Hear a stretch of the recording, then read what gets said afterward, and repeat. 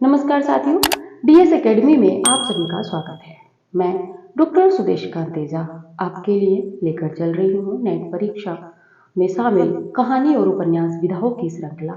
इसी के साथ में जो विगत नेट के हुए प्रश्न पत्र हैं उनको प्रैक्टिस सेट के रूप से मैं लेके चल रही हूँ 16 पेपर को। तो यदि आपने अभी तक चैनल को सब्सक्राइब नहीं किया है तो सब्सक्राइब कर लीजिए और दोस्तों में शेयर कर दीजिएगा। कहानी और उपन्यासों की जो प्लेलिस्ट है वो चैनल पे बन गई है। इससे पहले की कहानियां और उपन्यास जो हैं वो आप प्लेलिस्ट में जाके देख सकते हैं, पढ़कर जाइएगा क्योंकि यहाँ से यकीनन प्रश्न बनेंगे। तो चलते हैं, आज की कहानी देखते हैं। आज की कहानी हम देखेंगे, ये कहानी है कानों में कंगना। इस कहानी के जो कहानीकार हैं राजा राधिका रमण प्रसाद सिंह हैं। यह कहानी प्रथम बार 1913 ईस्वी के इंदु पत्रिका में प्रकाशित हुई थी। तो यह कहानी किसमें प्रकाशित हुई थी? कानों में कंगना इंदु पत्रिका में 1913 में।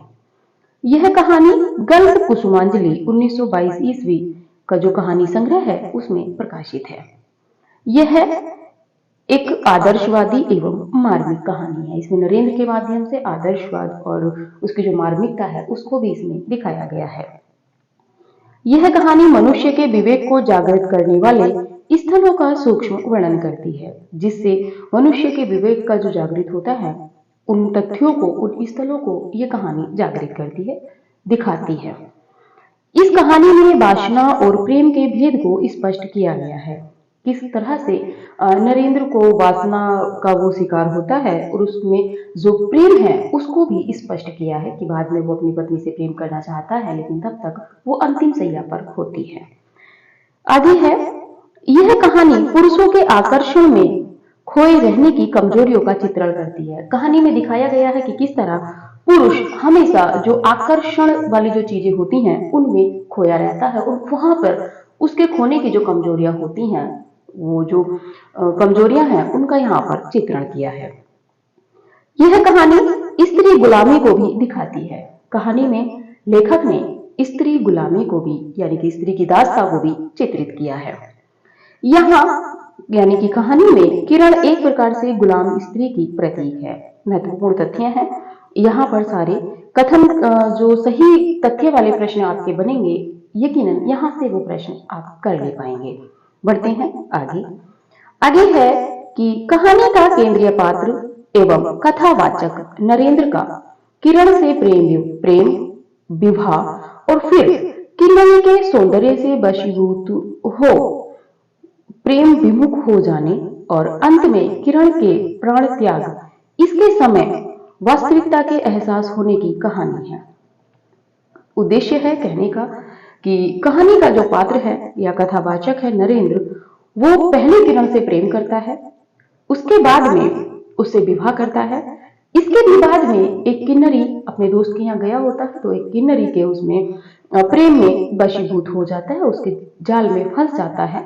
और जब उसको एहसास होता है कि ये वास्तविक प्रेम नहीं, वास्तविक प्रेम मेरी अपनी पत्नी है, तब तक बहुत देर हो चुकी होती है और उसकी जो पत्नी है वो अंतिम सैया पर पहुंच चुकी होती है। तो इसका एहसास, उसको वास्तविकता का एहसास कब होता है, ये कहानी में चित्रित किया गया है।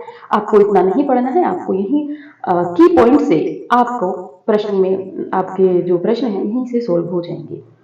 आगे है, कहानी की शुरुआत ही होती है जिसमें नरेंद्र नायक है, किरण जो है वो नायिका है, मुख्य पात्र है।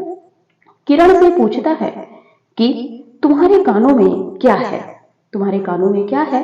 तो किरण बताती है कंगना, क्योंकि ये जो होता है नरेंद्र, ये जो आपकी किरण है इसके सारे गहनों को बेच मतलब उपहार में दे देता है जो किन्नरी होती है उसको, और उसके पास जब कुछ नहीं बचता है तो वो कानों में कंगन डालती है किरण।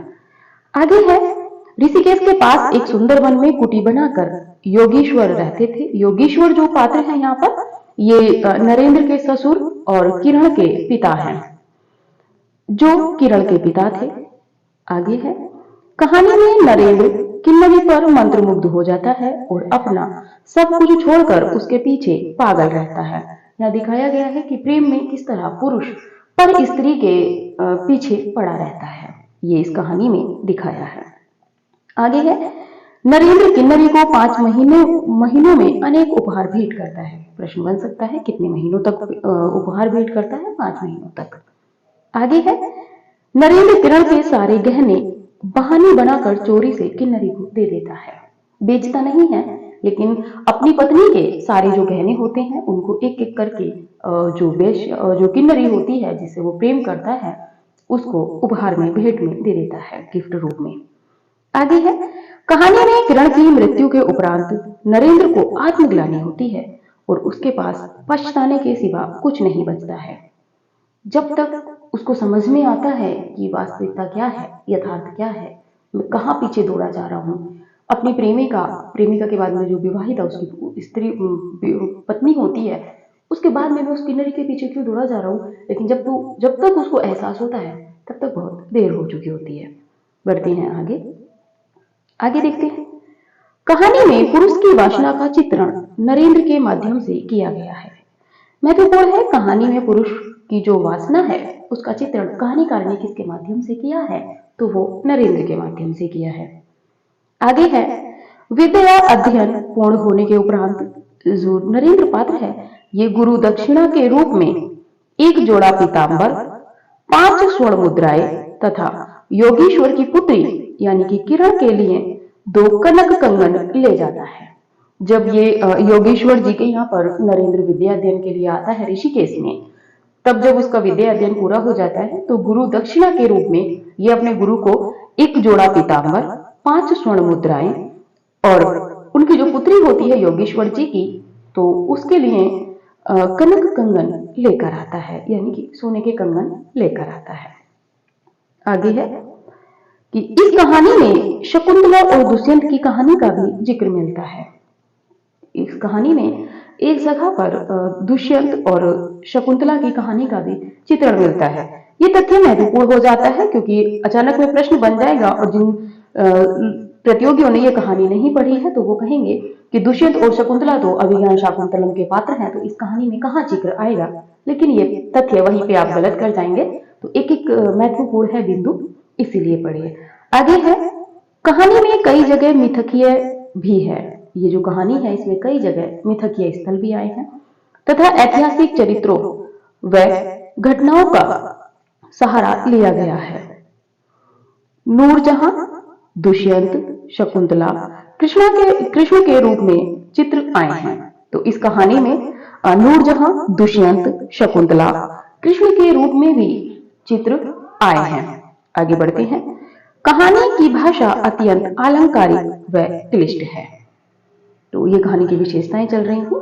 आगे देखते हैं कहानी के जो प्रमुख पात्र हैं, पात्रों में देखते हैं। कहानी में कुल 6 पात्र हैं। पहली है किरण, यह कहानी की केंद्रीय पात्र है। यह योगेश्वर की पुत्री है, जो नरेंद्र के जो गुरुजी हैं उनकी पुत्री है। यह भोले भाले एवं विनम्र स्वभाव की कन्या है। इसका जो स्वभाव है वो उग्र नहीं है, विनम्र स्वभावी है, बहुत ज्यादा चालाकपन इसमें नहीं है, चपलता जो है वो भी नहीं है। आगे देखते हैं, दूसरा पात्र है कहानी का नरेंद्र। यहाँ पर नरेंद्र जो है स्वयं लेखक है, यानी कि राधिका रमण प्रसाद सिंह, और यह किरण का पति भी है, एक तरीके से प्रेमी भी है, क्योंकि पहले प्रेम करती है उसके बाद में विवाह होता है। अगले पात्र है योगेश्वर, नरेंद्र का गुरु व किरण का पिता। जो योगेश्वर है ये नरेंद्र के गुरु हैं और किरण के पिता हैं। अन्य पात्रों में देख लेते हैं, मोहन है, जिसके यहाँ पर नरेंद्र जाता है और किन्नरी से भेंट होती है, किन्नरी पर मंत्रमुग्ध होता है नरेश। किन्नरी है और एक जूही है। तो ये इस कहानी के पात्र थे। पात्र बहुत महत्वपूर्ण होते हैं। आगे चलते हैं, कहानी से लिए गए महत्वपूर्ण कथन देखते हैं। पहला कथन है कि गोपियों को कभी स्वप्न में भी नहीं झलका था कि बांस की बांसुरी में घूंघट खोलकर नचा देने की, यहाँ पर नशा नहीं नचा है, नचा देने वाली शक्ति भरी है। तो ये कथन आया है कहानी में, बहुत महत्वपूर्ण है। आगे है कि ककड़ी जल में जाकर कोई स्थायी विवर नहीं हो सकती। ककड़ी जल में जाकर कोई स्थायी विवर नहीं हो सकती। ये जो है ये कथन भी आपका इसी कहानी से है। आगे है चढ़ा नशा उतर पड़ा, सारी बातें सूझ गई। आंखों पर की पट्टी खुल पड़ी, लेकिन हाय, खुले भी तो खुले भी तो उसी समय जब जीवन में केवल अंधकार ही रह गया। तो ये जो कथन है, ये भी इसी कहानी से लिया गया है कि चढ़ा नशा उतर पड़ा, सारी बातें सूझ गईं, आंखों पर की पट्टी खुल पड़ी, लेकिन हाय, खुले भी तो उसी समय जब आंखों में केवल अंधकार ही रह गया था। ये कथन नरेंद्र के विषय में है कि नरेंद्र की आंखें खुली भी तो तब खुली जब उसके जीवन में बाकी का अंधकार छाया हुआ था, या कहें तो किरण पर लागू होता है कि किरण के आंखें तब खुली जब उसका सब कुछ वो जो नरेंद्र है वो किन्नरी को दे चुका होता है। तो ये कहानी की भूमिका हमने देखी है। यहां से यकीनन आपको प्रश्न मिलेगा। यदि इस कहानी से प्रश्न बनेगा तो यहीं से आप अपने प्रश्न को हल कर जाएंगे। तो वीडियो को ज्यादा से ज्यादा शेयर कीजिए, सब्सक्राइब कीजिए। आने वाली वीडियो भी जल्द ही हम आपके लिए कहानी और उपन्यास को पूर्ण कराने का प्रयास करेंगे, शॉर्ट में की नोट्स के माध्यम से। और बाकी की कहानियां पढ़ने के लिए आप प्लेलिस्ट में जाइएगा, वहां पे कहानियां हैं, अपने दोस्तों के साथ में शेयर कीजिएगा। सभी का धन्यवाद।